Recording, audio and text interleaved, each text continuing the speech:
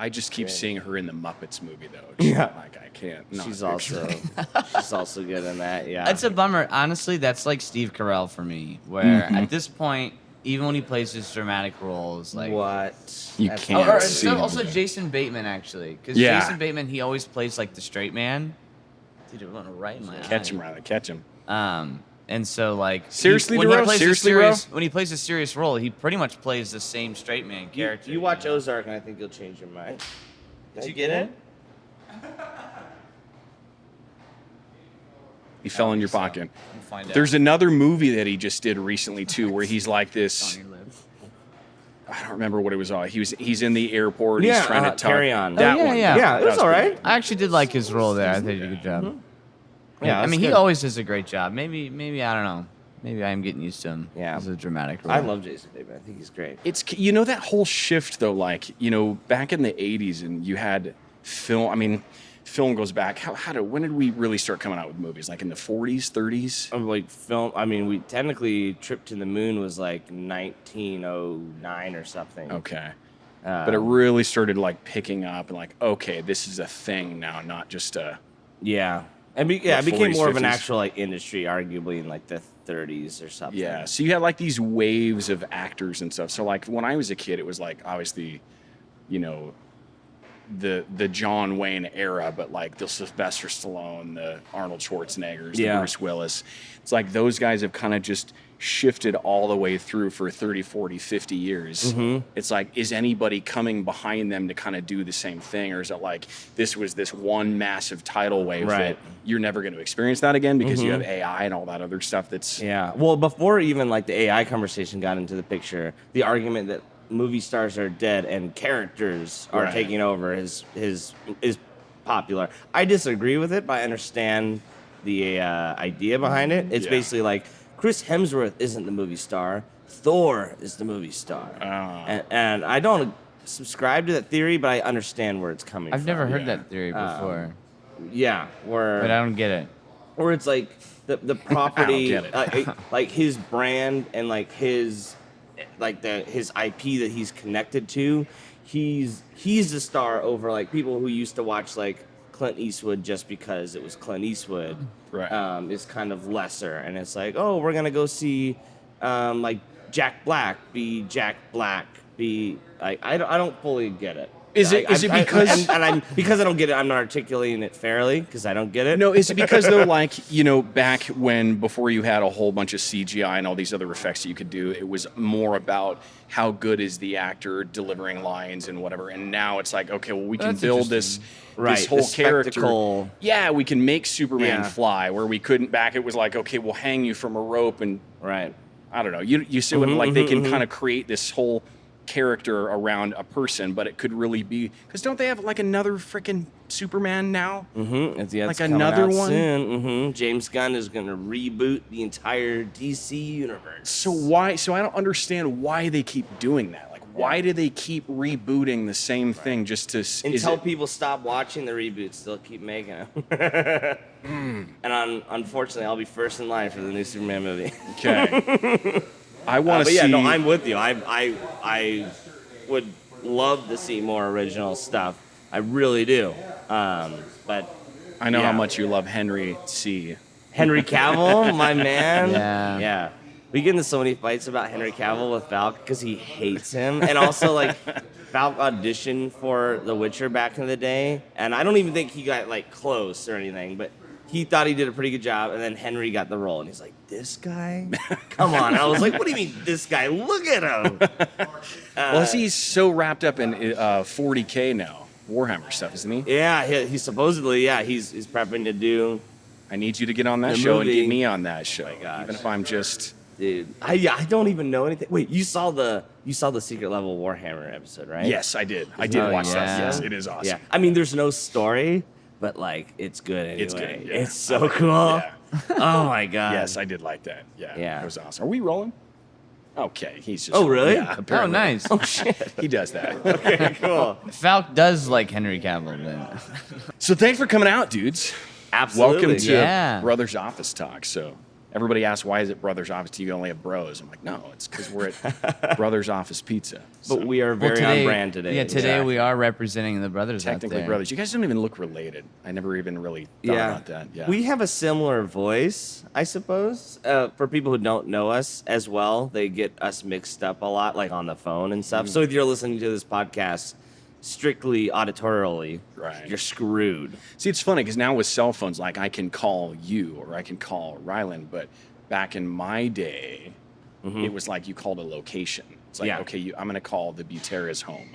And it was like anybody can answer. So it could be you answering. Yeah. I always had to make my voice lower. Cause like, hello, hi, ma'am. Can we talk to... Before that happened. We were still there for that, for our generation with the home phone. Like with a cord and it was Oh, hooked well, to a I don't know if wall? ours had a cord, actually. Okay. I don't remember. But it was still a home phone. I still got that number memorized. Yeah. Yeah. Oh, how things have changed. Oh, yeah. Well, hey, reason I wanted to have you guys on, obviously I had your dad on a couple months ago. That's that right. was awesome. And we talked about Recollection, which we couldn't say everything then. In fact, I don't even think the trailer was...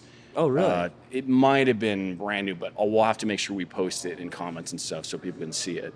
Yeah. But his perspective, obviously, producing, EP, we're doing the money, handling contracts, all that stuff, whereas you guys, writing, directing, all that other stuff. Where did you start? I mean, ground zero. Were you eating a pizza and had an idea? I mean, I already know some of the answers to these, but just for the sake of viewers and Sure, stuff. sure. Where was like, okay, let's make a movie. Doesn't everybody want to make a movie? Right. I mean, that's a good question. I mean, I guess to walk back a little bit just to give some brief context is, so I'm Caden Butera, and I run Paradox Studios, which is a family-run production company with my brother over here. Based out of... Right. Segue, yeah. And I'm Rylan. And then so he's the writer-director for the projects, and then we do story together as well. And then You got to both write too, don't you? Or you give your feedback and... Yeah, our relationship is like, we usually develop the story together, Right. and then we have lots of meetings working the kinks out on like what we want to happen, who's in the story, and then Caden will usually go on his own and write the pages, and then I'll come in and review them, and then I'll put in some of my own words and tweaks and notes. But most of the words on the page are Caden. And then on set, he's the top dog. He's directing. He's calling the shots. I'm better or worse. on set behind his ear doing some stuff as well, getting some input. And then in post, I'm also the composer. So the music guy.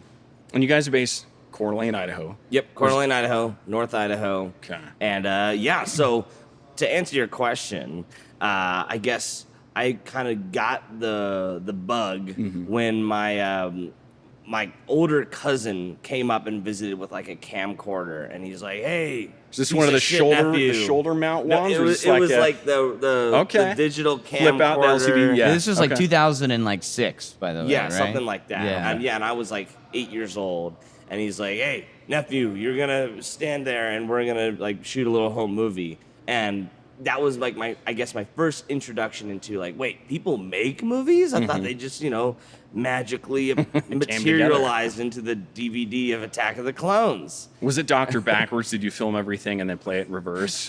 Was that your first? That was we my did first not. video. Oh, so. oh, we did get to that at a certain point. Yeah, everyone likes to experiment with Oh, the yeah, the yeah, yeah. reverse Eat a banana footage. backwards. Yeah, I'm glad that we all went through the same Yes. experimental phases with the banana. Yes. I'm going to rephrase that.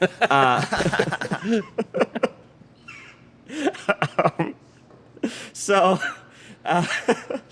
basically, after I had my fun with my cousin, You're gonna rephrase that one too. okay, right? Okay, sorry. Can we just start over? I'm sorry. Okay, so we shot this home video with my cousin, and we Second cousin? Yeah, yeah. And after he left, I was like, "Hey, wow, I would like to maybe try this," And being at this point, the ripe age of 10, I was obviously qualified. Okay. So I decided to start shooting like backyard videos with Rylan, the neighbor kids, anyone who I could get my hands on, and then slowly but surely, I'd like to think, getting better over the years, failing over and over again, seeing what works, what doesn't, you know, and that's, I mean, I guess that never changes. So when was like the first, I mean, obviously you're filming and doing backyard stuff, but when was like the first, you could call it probably a short, obviously, that was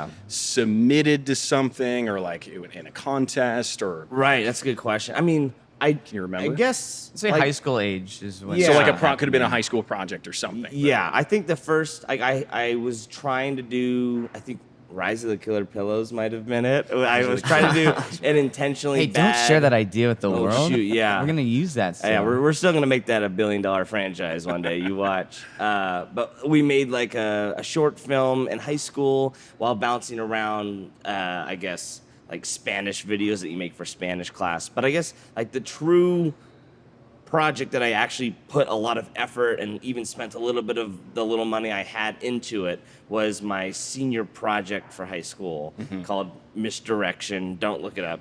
And Too it late. was. We'll find it and post it in the comments. Yeah, please don't link that one. I mean, I'm still proud of it, but like, it does not reflect current day Caden. I'd like to think. But it was like the first project where on all the other ones it was like pretty scrappy, you know, whoever's like hanging around the house will use them and stuff. But this was like a 20-minute short, so it's like the longest one we'd ever done, where we got like it was like a 7-day shoot or something, which is the longest we'd ever done. We got official-ish crew members who were there for every day.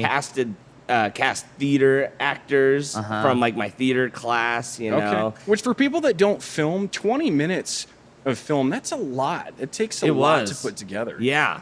And it was a horror comedy. I was a huge fan of Evil Dead, Sam Raimi's Evil Dead, which is just lots of actually like reverse footage. Things like I was fascinated in high school watching the behind the scenes of Evil Dead because they have all the fun tricks in the book. Like when you have the vines going up the actor, they wrap the vines over the arm and then they pulled it back.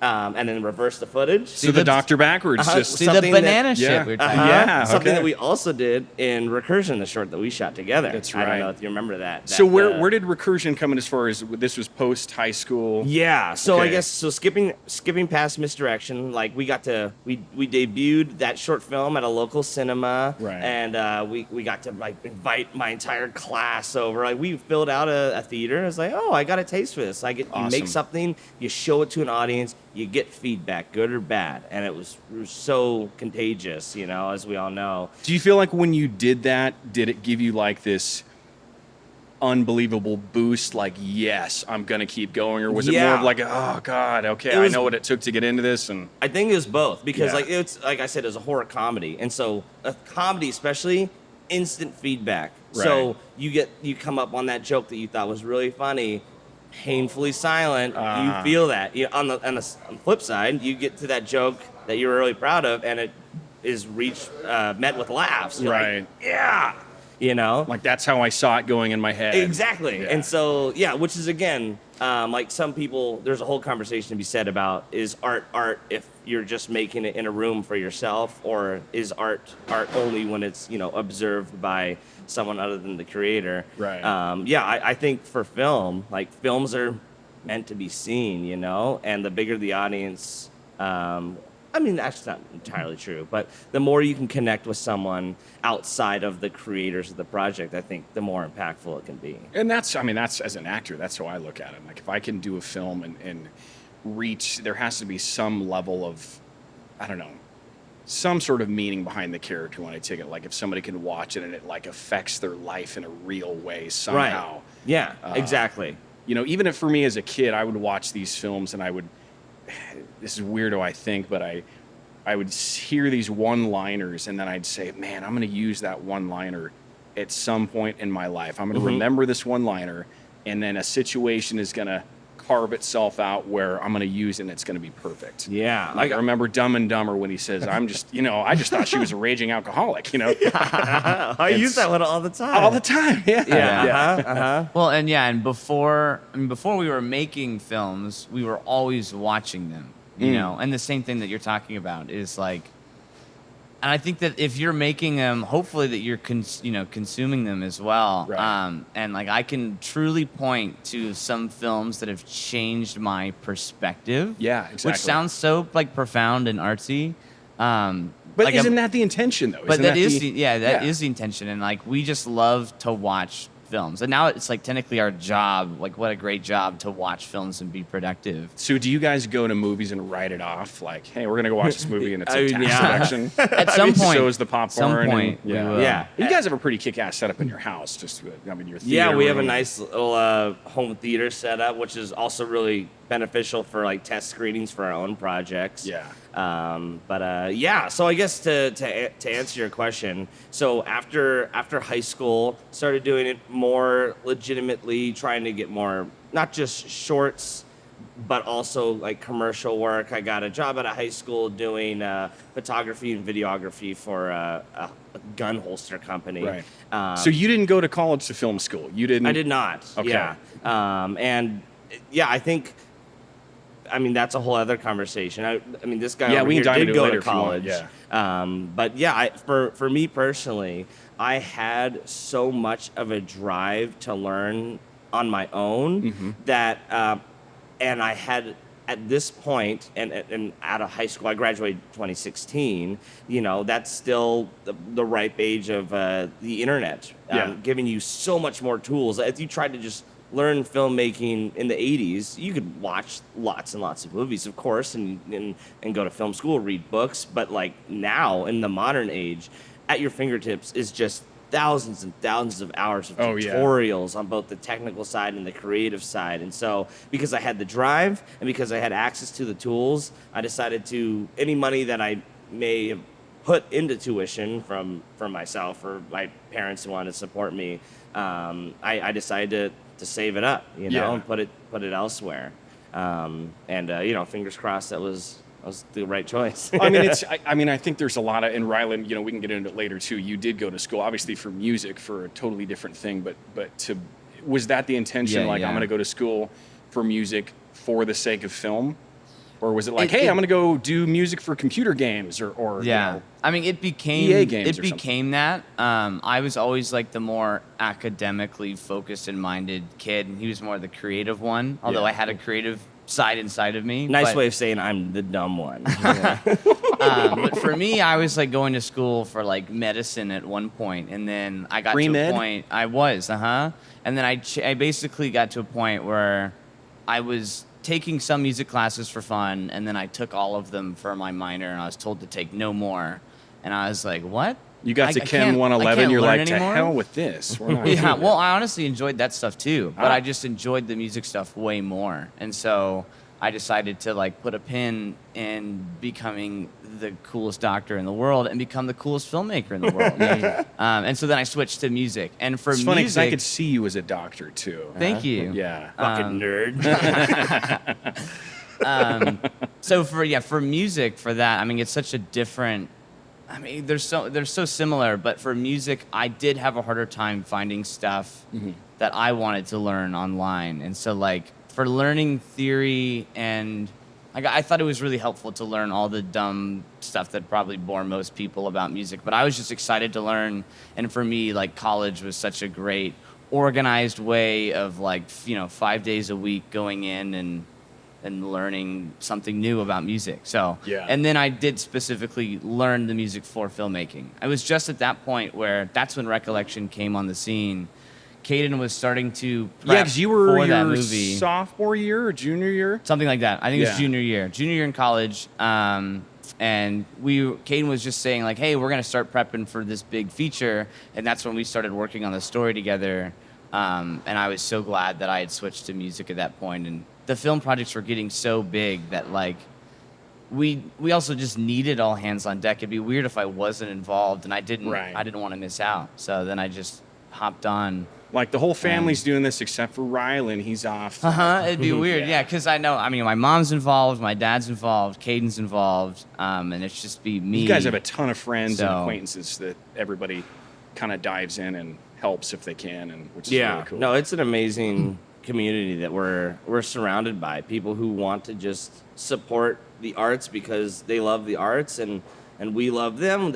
I'd like to think love us. We just love finding people that we like to work with, and you just hold them close. You Yeah. know, the people who can check both boxes of you love them as people and you love them as the art that they're selling themselves as. Yeah. That's just a winning lottery ticket that you want to cash in every time, you know. Yeah. And it's a shame that you're such a douche in real life because You know. I'd like to say you apply to that, but you know.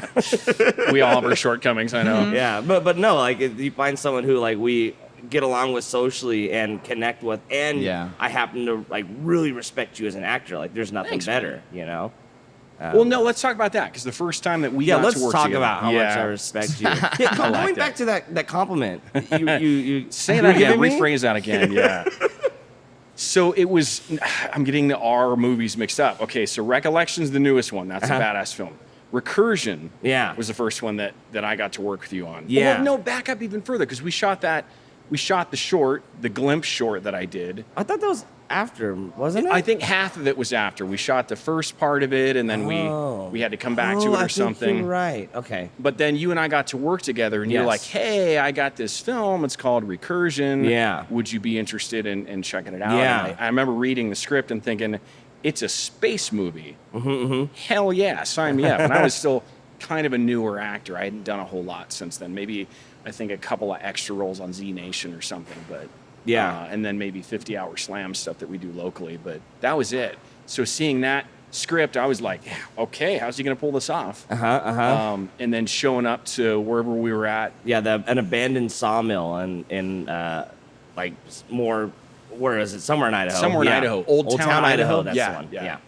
And it was, I don't know, I had so much fun on that set. I was like, dude, this is awesome. And Yeah. then not really seeing or imagining what it was going to be like when I saw the actual short that you put together. Mm-hmm.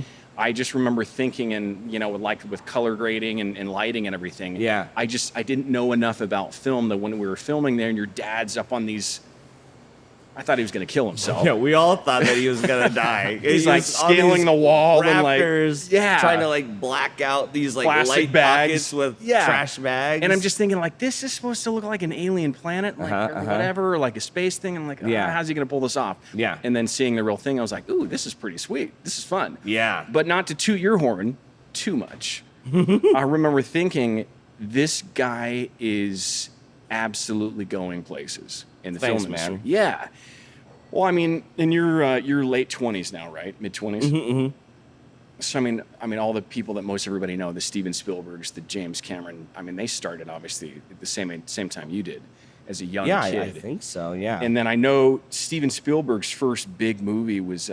Keep it comparing Jaws? us to Spielberg, by Yeah, the way. yeah, Spielberg. Perfect comparison. Butera, Caden. Yeah, that's really accurate. But I think his first big film was Jaws. Uh-huh. And he was Yeah. 20s. I want to say he was 27 when Yeah. that came out. Is that And then true? and then James Cameron was 29 feel when he bad. did Terminator. Yeah, so we already missed it pretty much. You missed that boat, man. It's Sorry. crazy Yeah. though. Yeah. Absolutely crazy. But to think that, I mean, they had different resources, different things to pull from. The industry was different, where it is Sure, now. let's go with that. Yeah. You're constantly, I mean, what for you has changed from even just Recursion till now? Because that wasn't that Right. long of a spread between those two films. Well, so it's funny. I mean, Recursion actually was a good point to talk about as far as I had been working on commercial work, working on short films, in various successes. Like I had definitely done a few shorts before then that I was proud of. Yeah. But there was that was one of the longest hiatuses between short films. So I'd done a short film, and then I think like a year passed before I ended up doing Recursion, or maybe more, just because I was caught up in like doing some photography stuff to pay the bills. And I was itching so hard to get back on set. And I'm actually so thankful for that year-long hiatus because it just gave me more time to. I was kind of frustrated with the level the level of filmmaking I was currently at. Where at that point, I had started to realize I would go and watch a movie in a theater, and then I would come home and I would play my own short film, like the narcissist I am, and then go, these look different. Like I really could notice the discrepancy for the first time. And I think like a Like huge, frame rates or camera angles or like I'm talking what? about just like the craft in general. Like, Yeah. The performances, maybe the look of it with lighting, with color, yeah, all of it. Everything. And camera I think- composition. Like one looks like a homemade movie, the other Yeah, one's- exactly. And I think that was almost like the first time where I could really see discrepancy, because that's the tricky part about making art, long form art especially, is you start to get tunnel vision. You know, Yeah. like if you start looking at something for so long, eventually you get your own bias. You look like, as a color grader, you look at the color blue for long enough, and it starts to become less blue. Yeah. Like literally. And there's a scientific explanation for it. But like to basically be, again, not to compare ourselves to Michelangelo here, but if you're Michelangelo chiseling the statue of David, and you're looking at like one part of his ab for hours a day, and you accidentally make the ab look more triangle than whatever it's supposed to be. Right. And you can't notice that because you have your eyes up against a marble, and you don't know how to objectively stand back. Then Yeah. you can't make the statue of David, to make a weird analogy. No, that makes sense, And so, though, yeah. like, for the first time, realizing the discrepancy between the work I was trying to make and the work I was putting out, I was like, what is it? And so I would watch movies, and I would pull up my movies, and I would literally just like in cinematography wise, editing wise, just look at them and go like, why is this good and why is mine not? To put it bluntly. And recursion, and again, not to say that recursion looks like a $1,000,000, but that was my first attempt of like, after giving myself kind of a crash course on really honing in on my visual style. I want to try this again. I want to get back on set, but this time I'm going to look at things differently. So it sounds like you had a pretty intense craving to make your shit look better. Like, Yeah. And again, looking back on recursion now, I'm like, oh wow, that looks I say like make your trash. shit. It wasn't shit. But Well, you know what I mean. no, I know exactly what you mean. In hindsight, if I ever look back on a project and go, yeah, that was perfect, then I should just give up now. What am I Right. thinking? If I'm not You know what I mean? ashamed of what I did a year ago, then I'm not working hard enough. Yeah, in a way.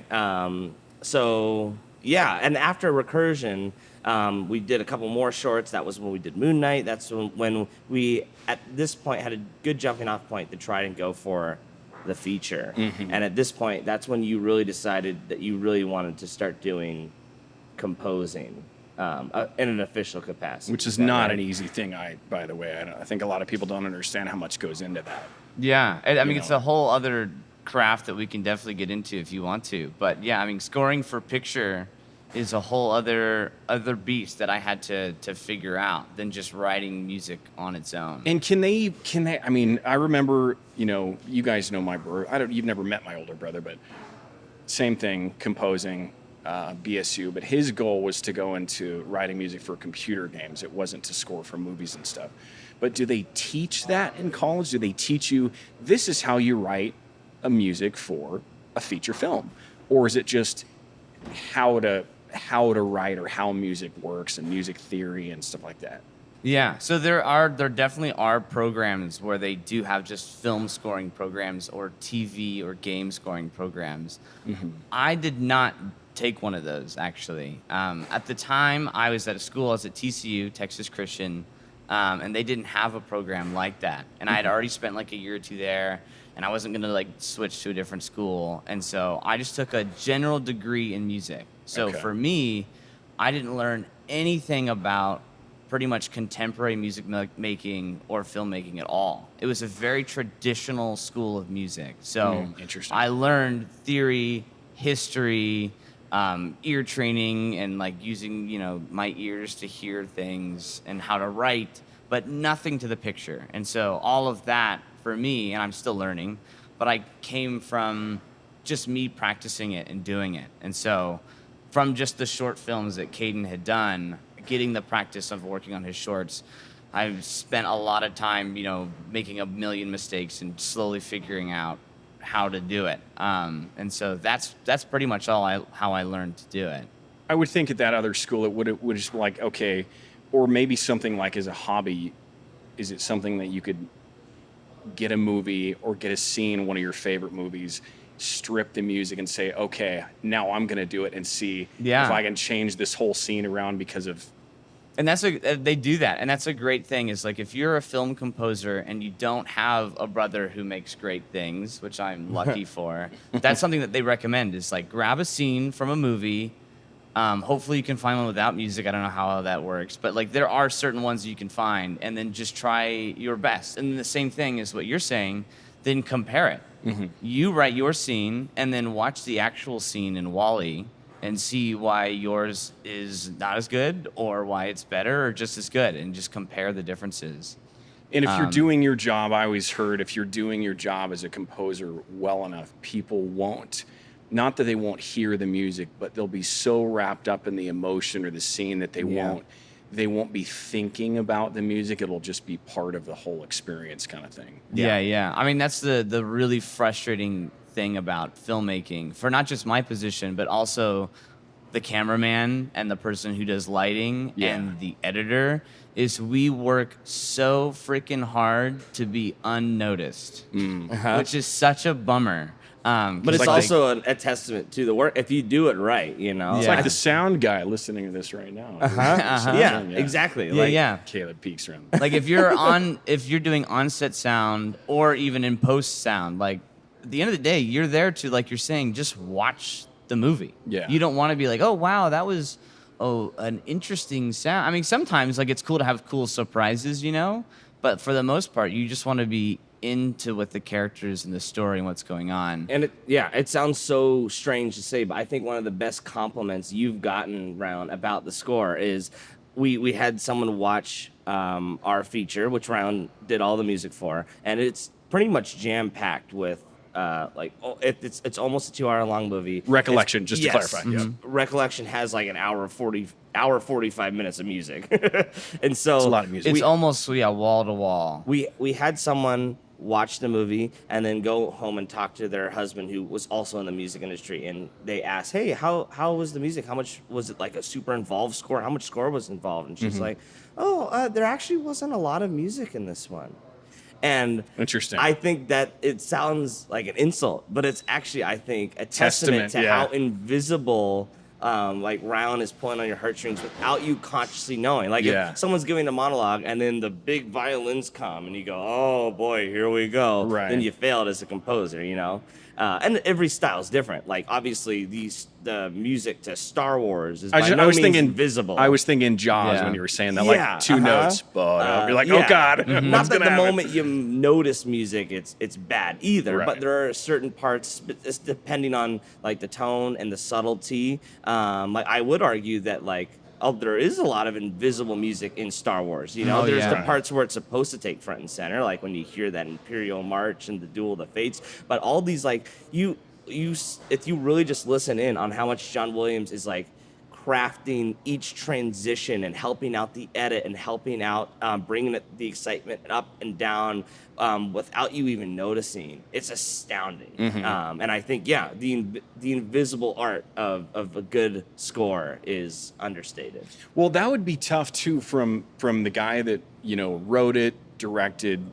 You've got all these scenes. You're like, here's my movie, and now we need to add music to it. Was there a point at which Rylan writes something, you watch it, you're like, that's garbage, start over? For sure. I mean, I would basically, again, I'm biased, but I think my brother over here is an incredible musician and an incredible composer. It's okay to cry, Rylan. Hey, here's your $20. That being said, we go through a revision process. It's not like he gives me he does the entire movie all the way through and I go, great, like it's a conversation, it's a back and forth. And there's almost never a time where he writes something and I go, this music is bad. I never go, this music is just, it's not pleasant to hear, It's always, I like this music. I think it's the wrong music for this scene. Right. And I think that so harsh. It's true. It's always a direction thing. Yeah. And again, like a testament to the importance of music, of like you can truly make somebody feel 8 different ways just on the scene, and like the importance of Yeah, I mean, feeling anxious or feeling like heartfelt or bittersweet or sad, like or tense, all of those different things. And so there's so many different ways to, what did you say, skin a cow? Cat, skin How a many cows are you cat. skinning, man? I don't know. Skin them too, I guess. Is it cat? Well, then again, how many people are skinning a cat too? Yeah, okay. So. It's a bad saying. We should It is. we should veto Yeah. that saying. How many but ways to cut a banana? Cat a bird or cat a banana. Anyway, but the Well, the then let's idea- move on. Yeah. Let's move on. Yeah. there's so- there's so many ways to approach a scene, and Oh, that's yeah. where having like a good director is helpful. Where like I saw initially to be like, hey, let's like really bring out the emotion of the scene, Right. And then that's where a director can come in and be like, I think the performances are telling us that it's emotional, so let's chill out, let's back down a little bit and be a little bit more subtle. Or Right. vice versa, where it's like, hey, that moment where the actor just turned and looked, like, let's bring that emotion up. That turn means that he is remembering his dead wife, Like, Yeah. let's have, like, the composer Music cue us in swells on, and- on how important that turn was, it's just, there's a million ways to do it. And there's no right way in a subjective art form. It's just, and that's the fun is crafting it, finding the back and forth. At the end of the day, you only have like your own instincts and tastes to really rely on. You can go to school and research as much as you can, but there's nothing that's going to tell you like, hey, should you use horns here during Steven's monologue? Like, I don't know. Right. What does your heart tell you? Right. Yeah. And that's why I feel like it's helpful coming from a story background and working on the story with Caden is like, because it is all story based. Everything I'm writing, yes, I have to write good sounding music, but at the end of the day, like it just has to complement or enhance the story. And Right. so understanding story, understanding character is everything and is super helpful. So do you feel like you spent 4 years in school, and I know the recollection process was, a long time. Do you feel like you learned more writing music for recollection and going through that process than you did in school, or were they like diametrically different? 100%. I mean, they're definitely different. You learn some of like the technical things for like musical writing in school. Yeah. So like dumb stuff where you need to know how to play. I write a melody for James, who's a character in Recollection, and I'll write that melody in Who the plays in the that? Who's key. that actor? This some asshole. I got to turn my ringer off here. Sorry. Go ahead. Yeah. Keep talking. But yeah, I'll write that piece of that theme in E minor because that's when I wrote it in. And I'm like, yeah, I love this. And then I start scoring for the film, and then I'm halfway through, and I've wound up myself in B flat minor. And it's like, shoot, well, what's James's? How do I write James's theme in this new key? You have to. That's where like going to music school is helpful to know how to play in all 12 keys and how to transpose and just like those technical things that come up inevitably when scoring a 2-hour film and you run into like little hurdles and challenges along the way. Okay, I think the basic the root of the question for audiences on that one was it a waste of time to go to school, or was it worth it?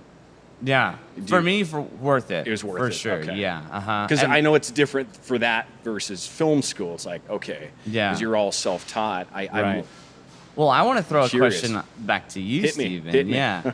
What are your thoughts as an actor? Because there's obviously acting school, which a lot of people go to. Did you go to school? I didn't. And That's what a are your good question. thoughts? That's a Yeah, great it's a great question. question. I mean, it's one of those things where obviously you're going to pick up so much experience, and the only way you're going to really get experience is getting out and doing it in real life.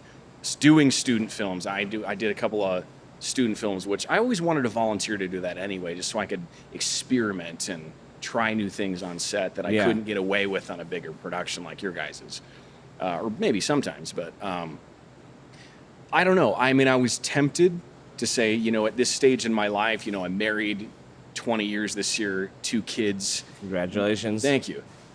When or should I go to school to try to further this acting idea? Like I could, financially we're good. Time-wise, we got a pretty free schedule because we have, our company, so I could do that.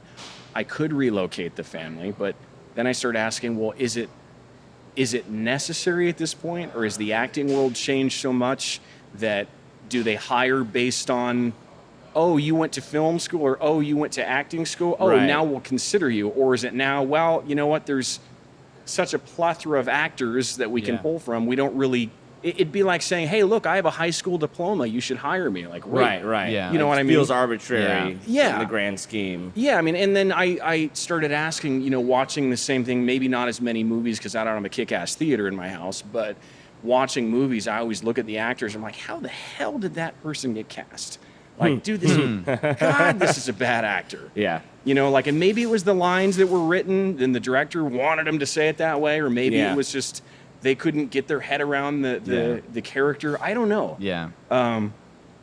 I think you guys, more Caden, because he's been more of the directing where you're the music, has kind of given me a chance to sort of play on set, which I think is fun. You'll kind of give me hey, this is what I see the character doing, and this is kind of the ethos when we're here in the scene, and so we kind of get the safeties and stuff, but then you Yeah. kind of turn me loose, and you're like, hey, Yeah. do what you're going to do. That's Yeah.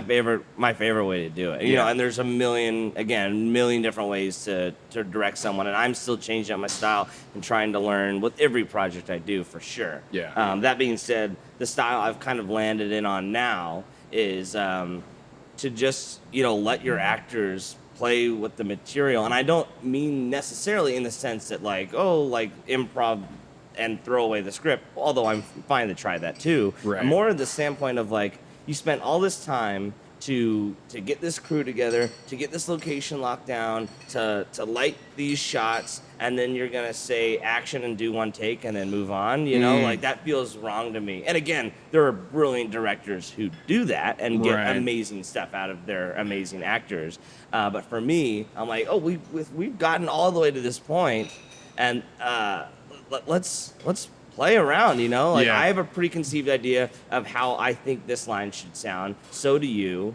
Let's both do those versions, and then let's see if there's a better version. Let's experiment. Let's play around. And so, by no means do I like to pull a David Fincher and do like 30 takes, but Right. I like to do at least like 6 or 7 if we can, to at least just like break down the different preconceived ideas of how we think it should go, and just play around, discover. See, I something like else. that balance because, the David Fincher, let's do 30 takes. It almost Yeah. feels like that kind of a director has no clue what they want. They're like, I don't even know what I want for this scene. I'm just going to, Right, I'm just or going the to opposite. maybe, yeah. Or two. I think what he has. He's said waiting for them to do specifically exactly what is he imagined. He has the most precise idea. From what I understand, I don't want to put words in Mr. Fincher's mouth here, Right. and he's obviously a brilliant director. He has such a precise idea of exactly what he's looking for, down to like the cup placement and like a million different things that he will do 30 takes until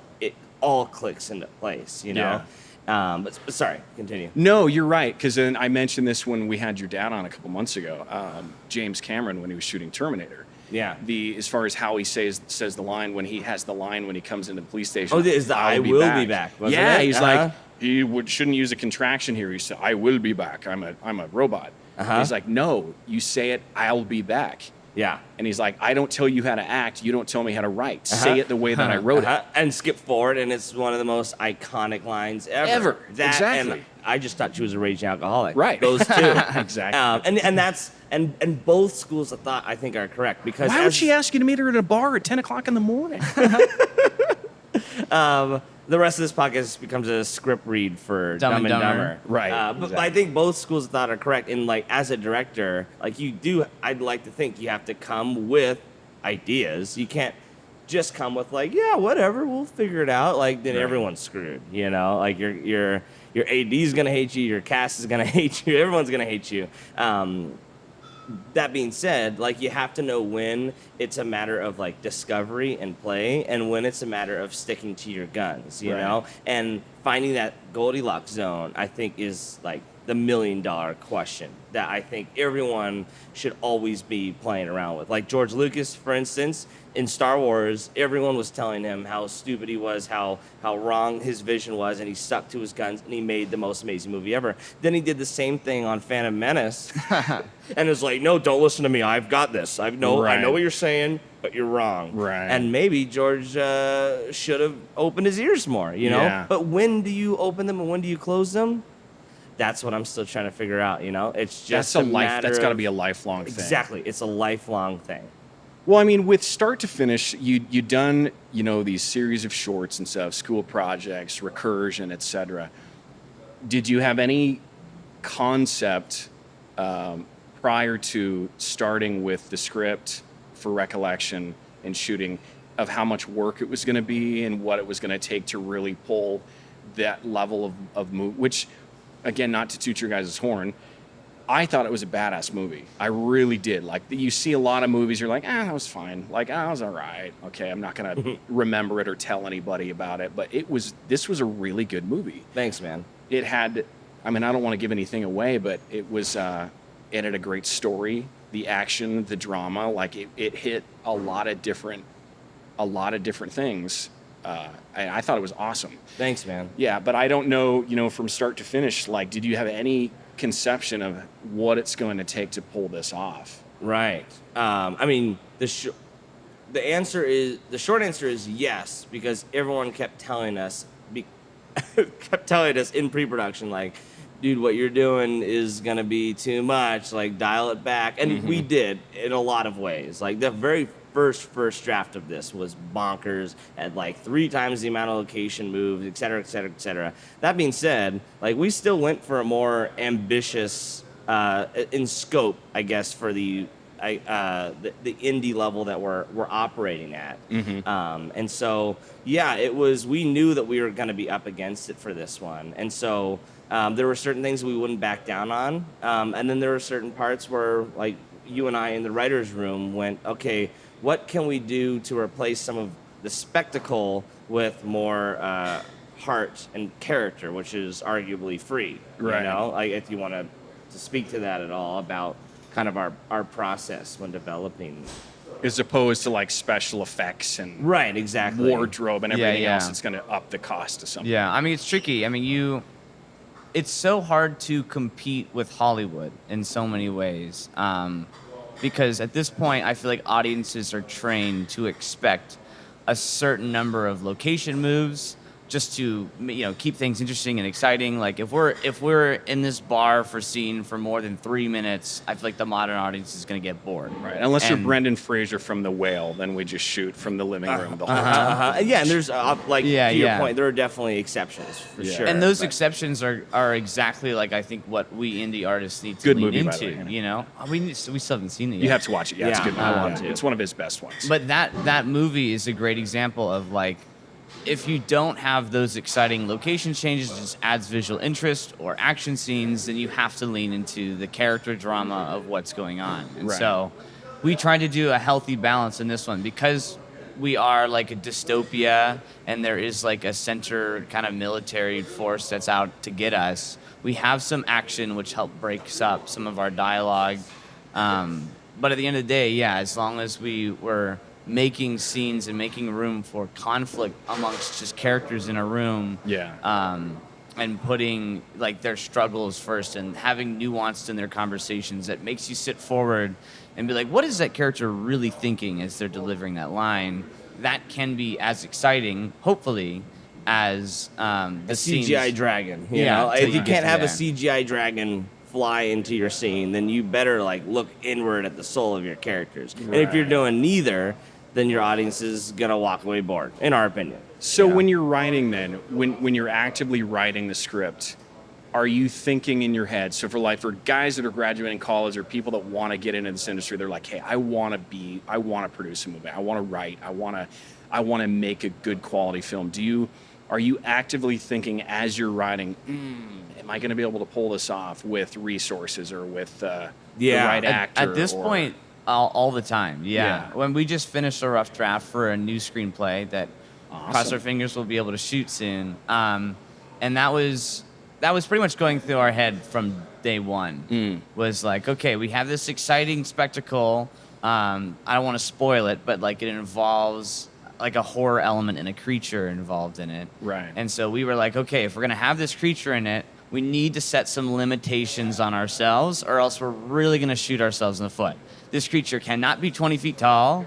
This creature cannot be like heavy prosthetics or CGI. We need to be able to shoot it practically. Like going through those like producer notes in your head before writing at this point is like pretty essential in the indie filmmaking game. And just like at least getting ahead of it, or at least informing it, because every now and then inevitably the creativity takes over, where you're like, I know it'd be hard, but man, would it be so strong if blank happened. And then you go, let's just write it and see. You know, every now and then that happens. And then sometimes you have to scale it back. Sometimes you go, oh, thank God that I stuck to my guns on that one. There is a way to make it work if we do beep, bloop, blop, you know, whatever it is. But, you know, kind of balancing your feet in two worlds, like the producer world and then the writing world, is kind of, in our opinion, like crucial at this stage in the game as far as indie artists. You know, once you're like, you know, you're staffed for the new Avengers movie, like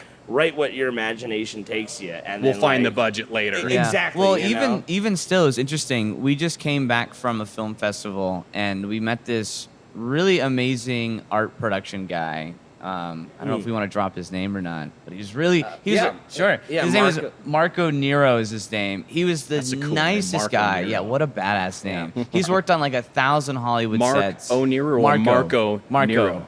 Like Marco Polo. Marco Nero. Yeah. Okay. But Amazing art director. And we were talking to him, and he was talking about actually exactly that problem, where he's like, people who get into the Hollywood productions think that they have all of the money in the world and all the time in the world. And yes, the productions are larger and you can do more, but like, man, I wish the directors and the screenplays that were coming in were way smaller. Yeah. Because he's like, that money starts to go by really quick. And he's like, he thinks that like a big problem in Hollywood is they're still going too large. And that's why they're getting like these huge like green screen backgrounds for everything. And he feels like that if they just scaled it down and still came in with like sort of an indie mindset, that would help make a better product in Hollywood, and use the money to still make those indie mindset things greater than what you could do in an indie film. And he talked about like an interesting phenomenon that I'd never considered before, where he dropped names, I won't, but he talked about some like relatively big directors that we would know, who had a indie film hit big, and then they got a lot of money, they got a lot of fame, and they went like, well, shit, time to make the next one with no limitations. And then they, because they got spoiled on themselves and their own success, the next one they wrote, they bit off way too much and kind of set themselves up for failure, when they kind of forgot the whole reason they had their success in the first place was because of how savvy they were about scope.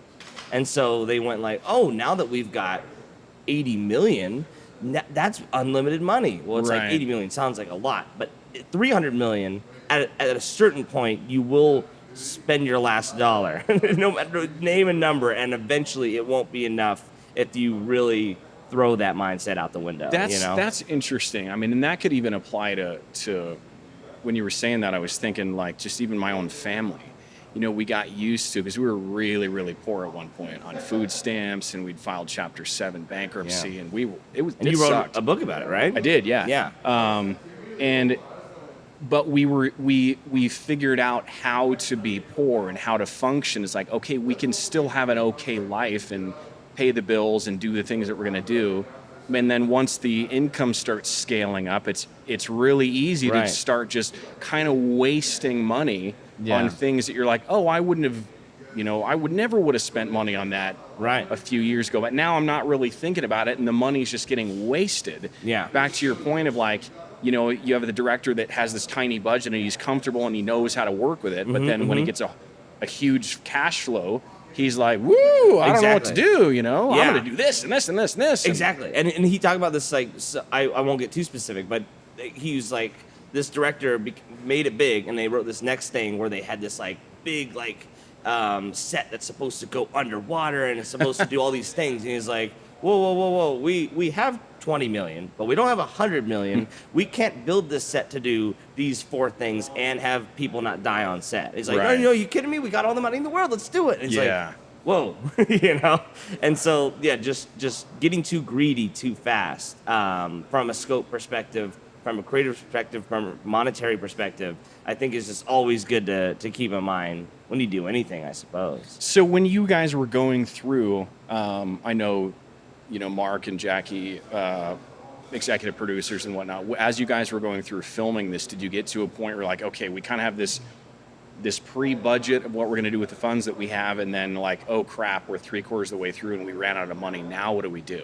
Yeah. Or was it like a very like, what was that process like? Right, here, do you want to take that one? Sure. Yeah. I mean, we made a budget beforehand, which is my dad who made the budget. Right. And surprisingly, we came in a little bit under budget, which was great. Which Awesome. is a success for us. Never happens, right? Yeah, it's a rarity. So, I mean, now looking back, it's like maybe we could, we just didn't have the money to spend it towards more things. But yeah, we were lucky that we planned everything out and we made it work. Yeah. And the unfortunate thing is, because of the budget that we set, it made us lean back on ourselves who were not getting paid. And so Right. we had to put in a lot more time. A lot of hats being worn. And wear a lot of sweat positions equity, to make that work. So even though we never went over budget, what we did is we maybe went over our schedule in post-production because it all leaned up mostly on this guy. And we just didn't spend a lot of money, but we spent a lot of time making the things that we needed to happen. That famous triangle of like fast, good, cheap. You can pick two, and then again, just the generosity of some of the people who came in for a lower day rate than they should have gotten paid. I'm going to name drop you on there. Oh, dude, I would have done it for everyone. free. I would have done it for free, man. Well, thanks, man. You're like, crap. Wait, You would've really? done it for- Hey, that was $22 we could have spent somewhere else. Dang it. Could have bought fast food meal, yeah. No, we had so much fun on set. I mean, we always do. So I guess if back to like, you graduate high school, you graduate college, if somebody's in the position right now and they want to get to where you guys are at, because you guys are still young. I can say that because I'm way older than you. Where do you start? Like, do you start by writing the script and then just doing these series of shorts and then kind of working your way to where you are now? Or is it kind of because of the industry and AI and the technology that we have, is it kind of that? Is that a launch pad where, hey, I don't have to go through all that shit? Right. As a kid, I can start here and do you know? Right. Do you follow? Yeah. I think that's an excellent question. I mean, the main answer that I always give is just stop waiting for the perfect storm to click into place and just start making something right away. And Right. Starting. Write a short. If you can't write and film a 6-minute short, then write and film a 1-minute short and start from there. What do you use to write? Do you still use is it Celtics or Celtics? I use Final Draft. Final Draft. Okay. And but there are free alternatives like Celtics out there. Like there's the barrier of entry is shrinking more and more every day. And like a couple of years ago, it was like, hey, you shoot on your iPhone, but like literally. The 28 years later is shooting on an iPhone. Granted, with like a huge camera package and a bunch of spinning rims in front of the iPhone. Right. But like it's just proof that technology has gotten to the point where that barrier of entry is so much smaller. And I'll say something controversial here. Like if you want to do a cool VFX shot real quick and you're starting out, then like see what AI can cook up for you. If it's just a matter of like playing around with creativity first. Then like use every tool you can. So do you feel like then? You were going to say something. I was just going to say. That being said, I don't think that AI can teach you story and story instincts. 100%. So like, I think that like using AI, like I think honestly, like if that helps your entry, like maybe that's okay. Yeah. But As at an the end of the tool. Yeah, but at the end of the day, like you got to get your reps in. I feel like before then, and you still have to write like 15 short screenplays and try it out and just understand that like, oh, these scenes aren't working. Oh, that's not interesting. Oh, that has no conflict. Oh, there's no goal in the scene. If you learn those things first, then yeah, maybe as an additive, then those things after understanding the fundamentals could help you get, make something interesting. That's a good point. I mean, thinking about how it's analogous in some ways to the music industry back when I was in college. It was we still had LimeWire, we had Napster. It was like, okay, now that and I'll make my point here in a second, but it made it a lot easier for artists to write one song and then it's going to get out and be successful. Whereas Right. now with movies, it's like, okay, is there going to be, if everybody now can go make a pretty cool movie with their iPhone and some Yeah. AI, is there going to be this market that's flooded so heavily with content that it's going Yeah. to be tough to sort through and find Right. the Yeah, really yeah. good quality things? And that is arguably where we're at now, you know? Like, Yeah. it really is. And it's only going to get more and more saturated. And I saw, like, Quentin Tarantino talk about this the other day. And granted, he's Quentin Tarantino. But Right. he had, like, a really encouraging sentiment. He's like, if you're ever worried about, like, being lost in a sea of mediocrity, then just be damn sure you make the best fucking movie you possibly can, so the world has no choice but to watch it. And, you know, Yeah. granted, that is definitely more an optimistic approach. Right. And there's all like, yeah, but what about the politics? What about, like, not knowing the right people? Or, you know, Like, you who can throw a cares? million Yeah. things, and they're all valid. But, like, start with just trying to make the best thing possible. That's the best starting point you can have. That and being, like, the son of a famous person. Those two things. Yeah. Those two things. That combination. Start that's with reversing a banana. right. You know?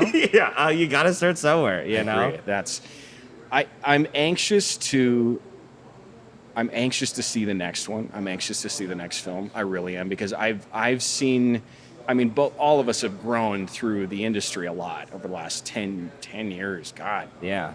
But I'm anxious to see, because I've seen, like, it's one thing to say, it's one thing to compare an actor or an actress, like, okay, let's watch this actor 20 years ago and see how they did stuff, and now let's watch them in the current day. Yeah. Are they? Because I feel like a lot of actors get lazy.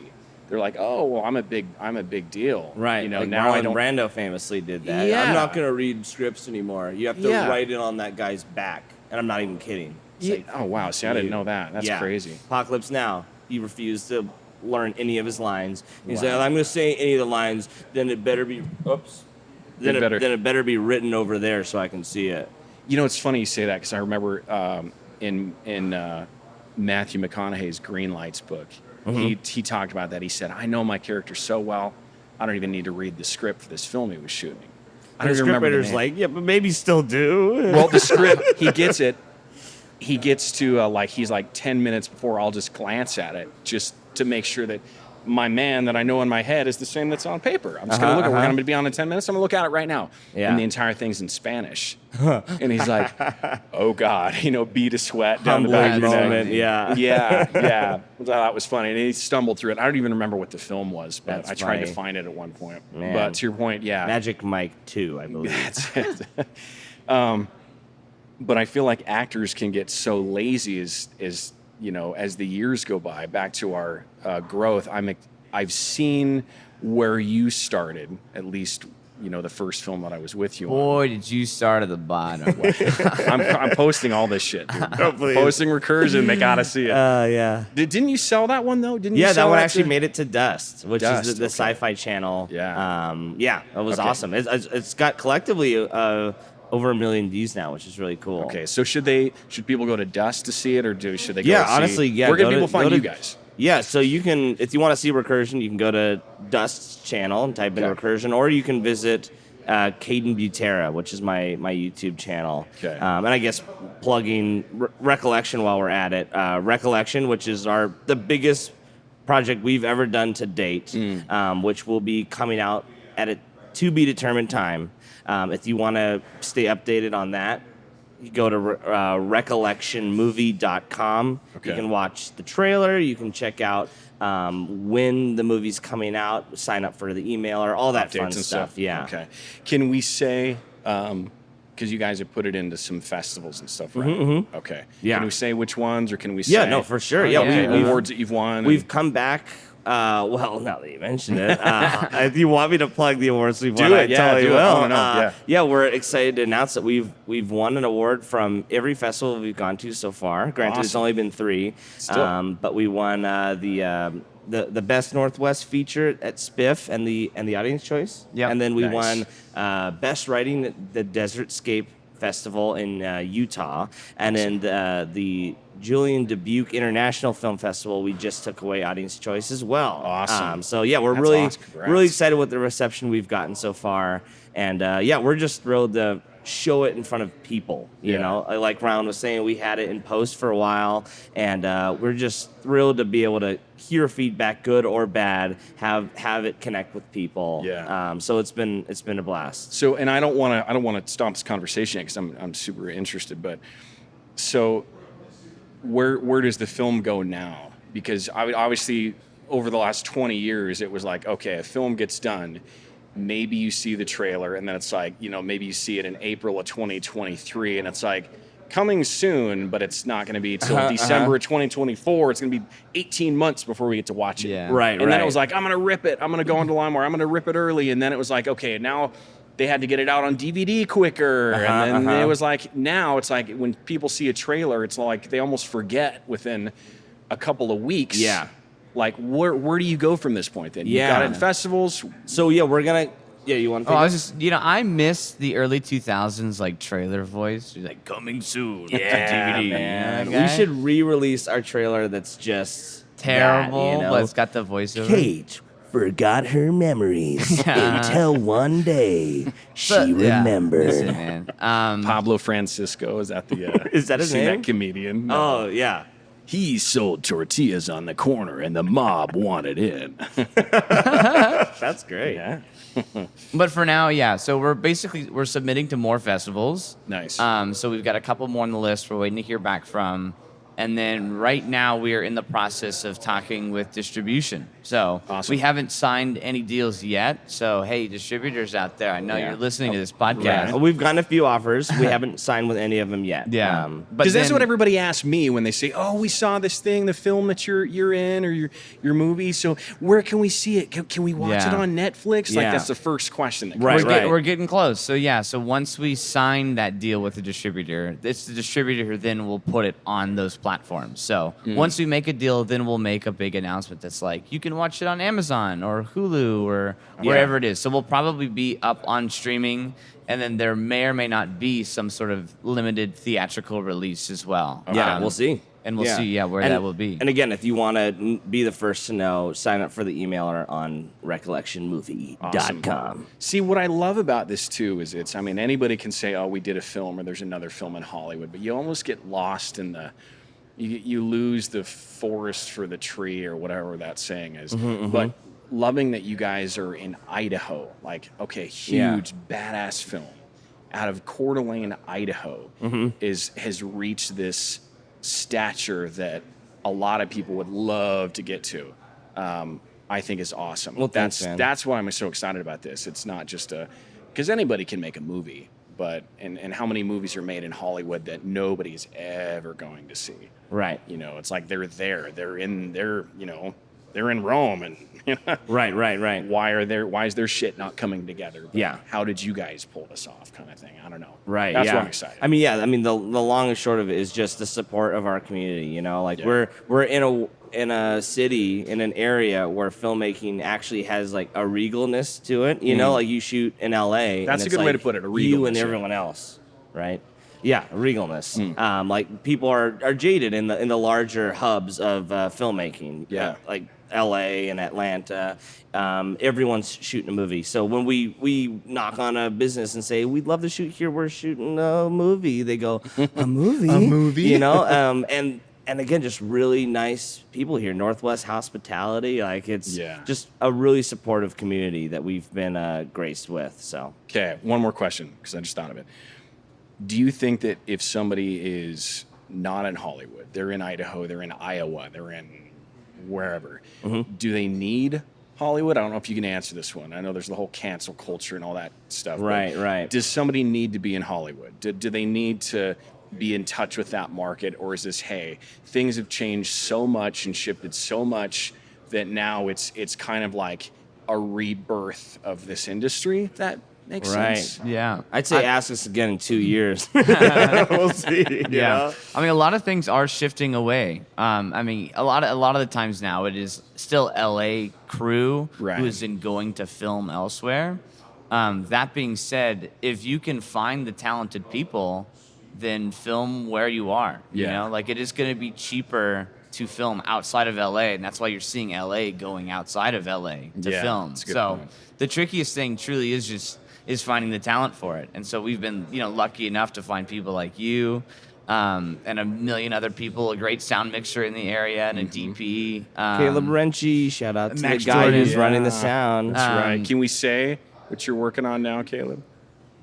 He's Gonna be working working on with Jordan Peterson's team? He's working Yeah. on some hot shit. That's so he's awesome, working on. dude. But that's Yeah. the thing is, there's still film. I mean, in the commercial world, that stuff is everywhere. So like, if you can tap into those talented crew members who are probably itching to get onto something that's maybe a little bit more exciting Yeah. than the Cetaphil lotion commercial. No shame to Man, Cetaphil. I use that all the time. We were talking about that banana earlier. Yes. I almost got I almost booked an ED. Hey, cut that. Almost booked an ED commercial the other day. ED. Like erectile dysfunction. Oh, really? Just Yeah, want yeah. to. Hey. Oh, Just ED, what's want- that? yeah. I don't know what Yeah, that I is. wanna Yeah, tell you I was trying to that. figure out. I want to get like I don't know. I want to be like the 1970s HR training, like or, Yeah. or an ED or an STD commercial. I have no idea why. I think it would be funny. Yeah, I it think would. be- Yeah. And so I was out of town. I was literally at NASA when I got the script, and they're That's like, "We awesome. need this right away." So I'm like shooting this ED audition with NASA. That's The awesome. life of an actor, man. Isn't and that they just didn't amazing? book me. Yeah. They didn't Hey, book that's me. a cool thing to say, right? Yeah. It's because you haven't had any personal experience. Yeah, and they you can just see couldn't that, get into the role. I was like, guys, if you need a lift off, try this new drug. You need a Amazing. rise? Nobody went for it. Yeah, That's Rise, really that's good. So, needless That's to say, good. I was disappointed, but Yeah. one day I'll get it. One day. So That's awesome. But yeah, there's a million talented people around. You just got to find them. Cool. Keep them close. yeah. cool. Well, I appreciate you guys coming out. We're gonna have to do this again when the movie Yeah. launches. I'd love to. Yeah. And come back, and then we can tear it apart and see what people are saying and what audience Seriously, are saying. yeah. That'd be fun. That'd be really fun. And Yeah. then to the next film that I know you probably can't mention yet, but script and stuff when you guys are working on that. Yeah. I'm excited to talk about that down the road. Awesome. Well, thanks for having us, Steven. Yeah, this Again, was fun, always awesome enjoyed stuff. talking to you. Always enjoy working with you. So happy to man. be here today. All right. If I had a beer, I'd cheers, but I'm Cheers. I'm no Healthy. alcohol for a while, at least till the anniversary. Oh, so cool. I gotta lose some of the dad bod, not all of it. But Hey, you look great, man. thanks. Appreciate it. All right. Wrap.